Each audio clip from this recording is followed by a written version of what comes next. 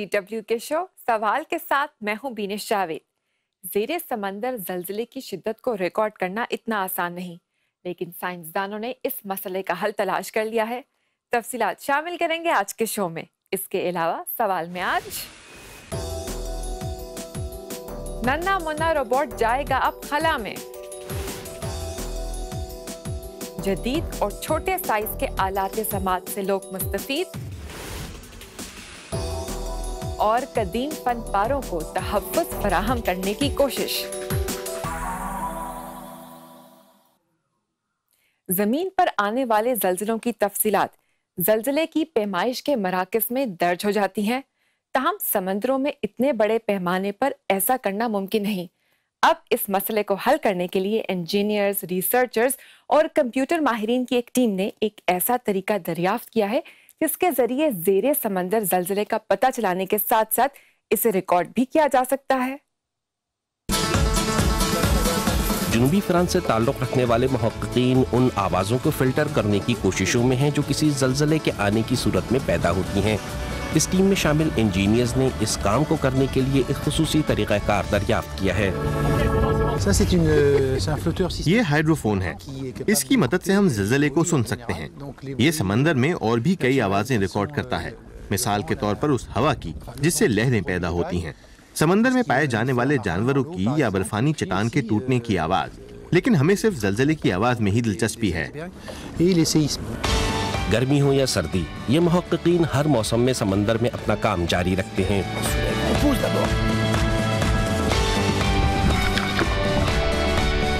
ये तजुर्बात उस वक्त मुअत्तल कर दिए जाते हैं जब समंदरी रॉ इस आले को इधर उधर धकेल देती है। ताहम एक खास हद तक इन्हें रेडियो सिग्नल्स के जरिए काबू किया जा सकता है।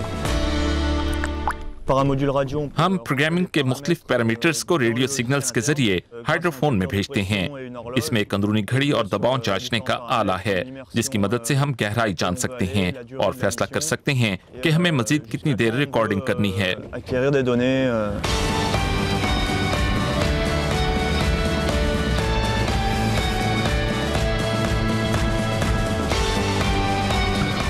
ज़लज़ले से मुताल्लिक कोई अहम आवाज़ के रिकॉर्ड होते ही हाइड्रोफोन खुद ब खुद सतह समंदर पर नमूदार हो जाता है। यूँ सैटेलाइट के जरिए तमाम डेटा खुश्की पर मौजूद दफ्तर तक पहुँच जाता है।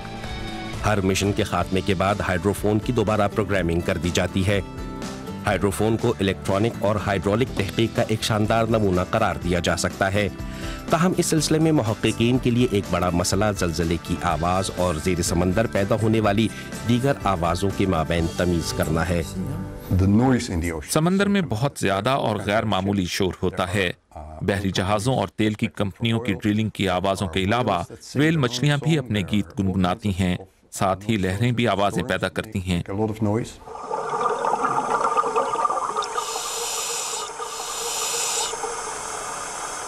हम इस तमाम शोर में ज़लज़ले की आवाज़ें तलाश करते हैं। हमारे काम का ज़्यादातर हिस्सा एक ज़हानत तैयार करना है। इस मसनूई दानिश के ज़रिए कंप्यूटर ये जान सकता है कि ये किसी व्हेल मछली की आवाज़ है या कहीं ज़लज़ला आया है। इस टेक्नोलॉजी को मुमकिना तौर पर कई अंदाज से इस्तेमाल में लाया जा सकता है। इसके ज़रिए आबी ममालिया जानवरों पर तहकीक की जा सकती है और ये किसी फ़ज़ाई हादसे की सूरत में तैयारे के ब्लैक बॉक्स की तलाश में भी मददगार साबित हो सकता है। ताहम फ्रांसीसी साइंसदान ज़लज़ले की तहकीक के ठोस मंसूबों पर ही तवज्जो मरकूज़ किए हुए हैं। एक मुश्तरका बैनुल-अक़वामी मंसूबे के तहत 600 आले दुनिया भर के समुद्रों में फैले हुए हैं।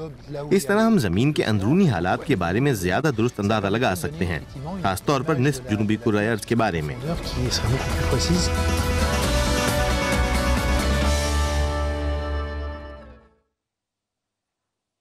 इस साल मौसम गर्मा में बैनुल अक़वामी खलाई स्टेशन पर एक नन्हा मुन्ना असिस्टेंट एक जर्मन खलाबाज की मुआवनत करेगा। इस असिस्टेंट का नाम है साइमन। ये एक रोबोट है जो देखने, सुनने और समझने के अलावा बोल भी सकता है। इस रोबोट ने एक टेस्ट के दौरान ये भी साबित कर दिया है कि वो खला में बेवज़नी की कैफियत में रह सकता है। Good morning Simon. Should I contact the ground station? नहीं, म्यूजिक सुनते हैं। Great. Let's play your favorite hits. ISS के अमले के नए रुकन के साथ इश्तराकी अमल इसी तरह का होगा। साइमन देखने और सुनने के अलावा अपना रद्द-ए-अमल भी जाहिर कर सकता है। یہ تجربات کولون میں کیے گئے جہاں تمام انسانی خلابازوں کی تربیت کی جاتی ہے۔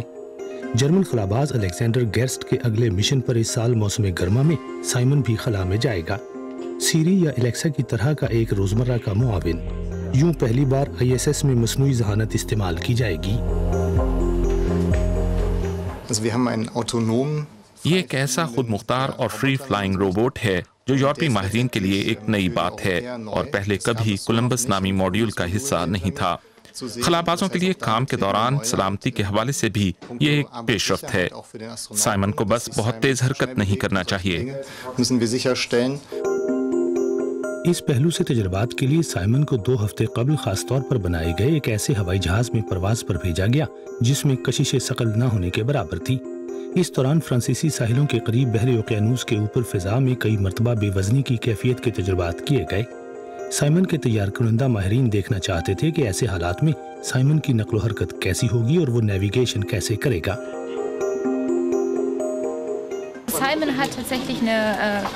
اس میں ایک اسٹیریو نیویگیشن کیمرہ لگا ہوا ہے جس کی مدد سے سائمن خود اپنا نیویگیشن میپ تیار کرتا ہے، 2 تصاویر کو ایک ساتھ اوپر نیچے رکھتے ہوئے اور ان میں پائے جانے والے فرق کی بنیاد پہ وہ خود نیویگیشن کر سکتا ہے۔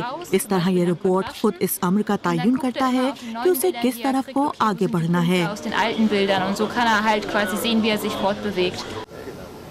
لیکن مستقبل کے اس خلاباز کو کچھ مسائل کا سامنا بھی رہا۔ زیرو گریوٹی کے دوران بے وزنی کی کیفیت کے فیکس 22 سیکنڈ لمبے وقفوں میں سے پہلے وقفے میں وہ اپنی پوزیشن قائم نہ رکھ سکا۔ سائمن کا خود پر کنٹرول نہ رہا اور ماہرین کو اسے پکڑنا پڑ گیا۔ میں اسے نہیں چھوڑ سکتا، یہ پھر بھٹکنے لگے گا۔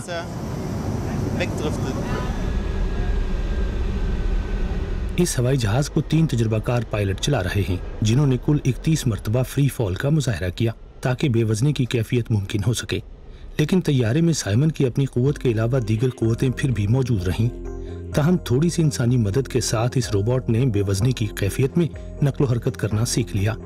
اب اسے اپنی پوزیشن کا پورا احساس ہے، یعنی اب وہ خلا میں مکمل بے وزنی کی کیفیت میں صرف خود پر انحصار کرتے ہوئے حرکت کر سکتا ہے۔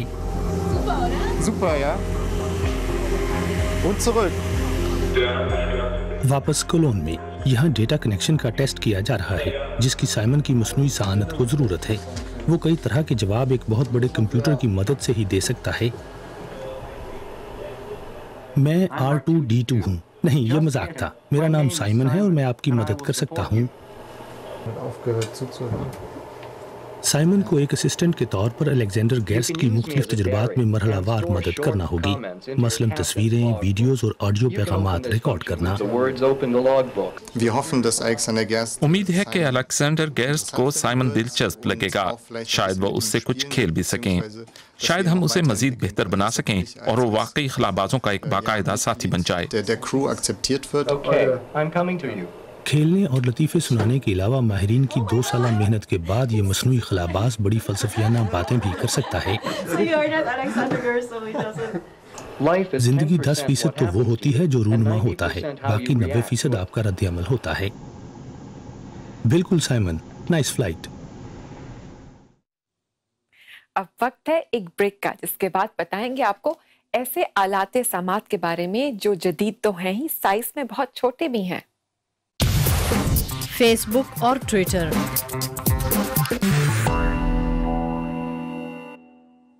عمر رسیدہ افراد کے ساتھ ساتھ اب درمیانی عمر کے افراد میں بھی قوت سماعت کا مسئلہ بڑھتا جا رہا ہے۔ اس مسئلے سے نمٹنے کے لیے انتہائی جدید اور سائز میں چھوٹے آلات مارکیٹ میں آ رہے ہیں۔ اب یہ جاننا مشکل ہو چکا ہے کہ کس نے آلہ سماعت لگایا ہوا ہے، کس طرح لوگ اس ٹیکنالوجی سے مستفید ہو رہے ہیں۔ دیکھیے اس رپورٹ میں۔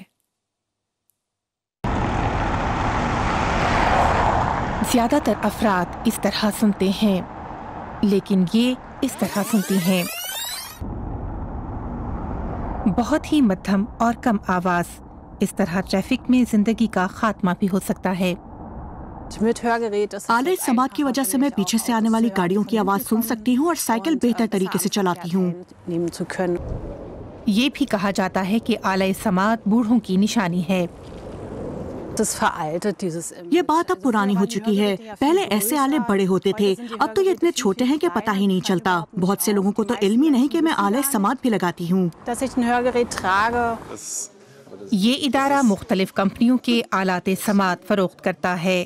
ایک موتی کے برابر ان آلات کی قیمت 2,800 یورو یعنی 3.5 لاکھ روپے تک ہے.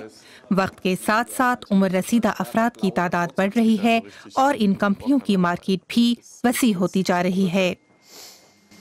50 برس سے اوپر ہر تیسرے شخص کو قوت سماعت کا مسئلہ ہے. ان میں سے 20% افراد آلات سماعت کا استعمال کرتے ہیں, جو کہ ایک بڑی مارکیٹ ہے. اس کمپنی کا آغاز سن 2015 میں ہوا تھا اور اب اس کے 350 ملازمین ہیں.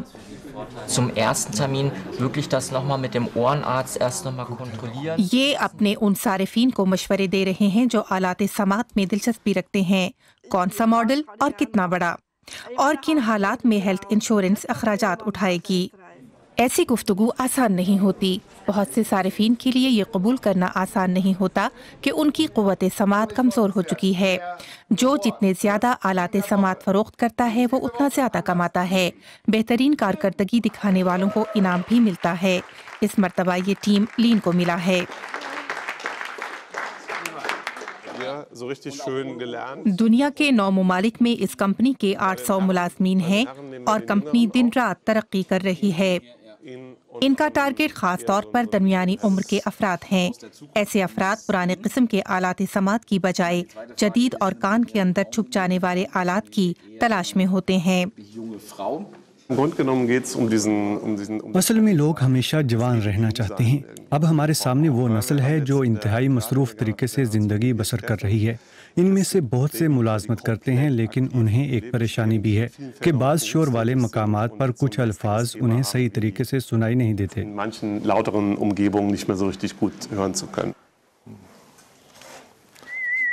اس گاہک نے بھی آلہ سماعت آن لائن خریدا ہے. ابھی اس آلے کو ان کی سماعت کی صلاحیت کے مطابق ایڈجسٹ کرنا پڑے گا.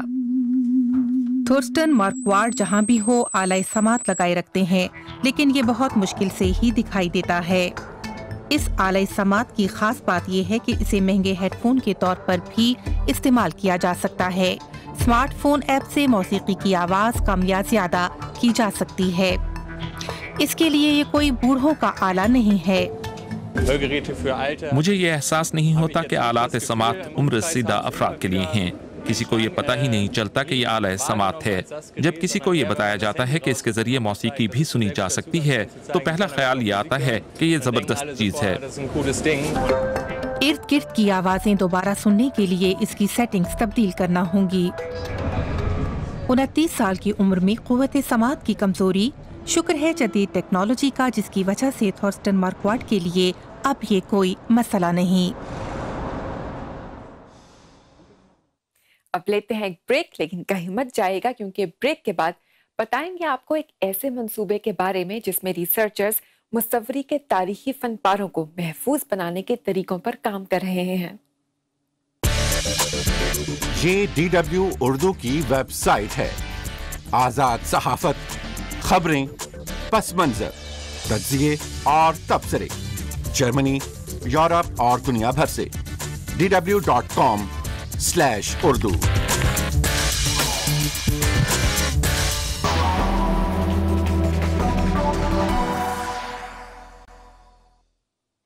تاریخی نقاشی کے شاہکاروں پر کیے گئے پینٹ میں کیمیائی مرکب کیلشیم کاربونیٹ شامل ہوتا ہے. یہ مرکب فن پاروں پر کیے گئے پینٹ کو وقت گزرنے کے ساتھ ساتھ تحلیل کر دیتا ہے. اب ریسرچرز ایک ایسے طریقے پر کام کر رہے ہیں جو نہ صرف اس عمل کو روک سکتا ہے بلکہ یہ کئی ایسے فنی شاہکاروں کو بچا بھی سکتا ہے جو خراب ہونے کے خطرے سے دوچار ہیں. وقت گزرنے کے ساتھ ساتھ دیواروں پر بنائے گئے نقاشی کے نمونے خراب ہونے لگتے ہیں کیونکہ جس پلاسٹر پر انہیں پینٹ کیا گیا ہوتا ہے وہ ٹوٹ پھوٹ کا شکار ہو جاتا ہے. اب سائنسدان جدید مادوں کے ذریعے اس عمل کو روکنے کی کوشش کر رہے ہیں. یہ فریسکو اپنی طویل عمر اور دیوار سے الگ کیے جانے کے باعث شدید متاثر ہو چکی ہے. रंग जो फीके पड़ चुके हैं, उनकी अब सिर्फ बारीक तहें बाकी रह गई हैं। लेकिन नैनो कैल्शियम के जरिए अब हम इस पेंटिंग के बहुत से नर्म नाजुक हिस्सों को मुस्तहकम बनाने और बचाने के काबिल हो गए हैं। इस यूरोपीय रिसर्च प्रोजेक्ट में मुख्तलिफ ममालिक के माहिरीन शरीक हैं। यहाँ कैल्शियम हाइड्रो ऑक्साइड नामी मुरक्कब के नैनो पार्टिकल्स इस्तेमाल किए जा रहे हैं जो आर्ट के इन नमूनों में सरायत करके उनकी कीमियाई साख्त को बहाल कर सकते हैं।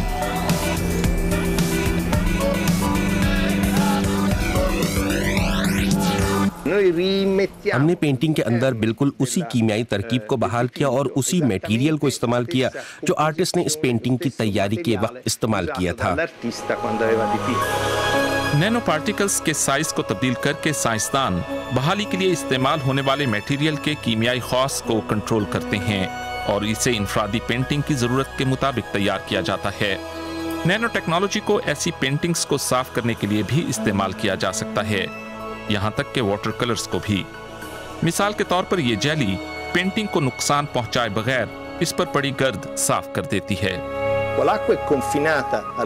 इस जेली में बहुत कम पानी है और इसकी कीमियाई खवास और जेली में मौजूद मसामों के साइज को कंट्रोल करके हम ये तय कर सकते हैं कि पानी पेंटिंग की सतह से कितना अंदर तक जाएगा, मसलन 100 या 200 माइक्रोन्स या इससे भी ज्यादा गहराई तक। आर्ट के नमूनों की बहाली की इस वर्कशॉप में इस जेली को इंतहाई नाजुक फनपारों की सफाई के लिए इस्तेमाल किया जा रहा है। मिसाल के तौर पर 13वीं सदी का ये बाज़ंतीनी कपड़ा जिस पर सोने से कढ़ाई की गई है। मेरा ख्याल है कि ये इस तरह के कामों का मुस्तकबिल है क्योंकि किसी चीज को साफ करने का ये इंतहाई मौसर जरिया है। उम्मीद है कि नैनो मटेरियल्स आर्ट के नमूनों की बहाली का काम करने वालों के लिए एक ऐसा जरिया साबित होंगे जो बहुत मौसर भी है और इंतहाई कम खर्च भी। तो कैसा लगा आपको आज का शो? कौन सी रिपोर्ट थी सबसे ज्यादा दिलचस्प? जरूर बताएं #सवाल के साथ हमारे फेसबुक पेज और ट्विटर अकाउंट पर। सवाल में शामिल रिपोर्ट्स देखने के लिए आप विजिट कर सकते हैं सवाल का खुसूसी पेज हमारी वेबसाइट dw.com/urdu पर। अब दीजिए हमें इजाजत, आइंदा हफ्ते फिर हाजिर होंगे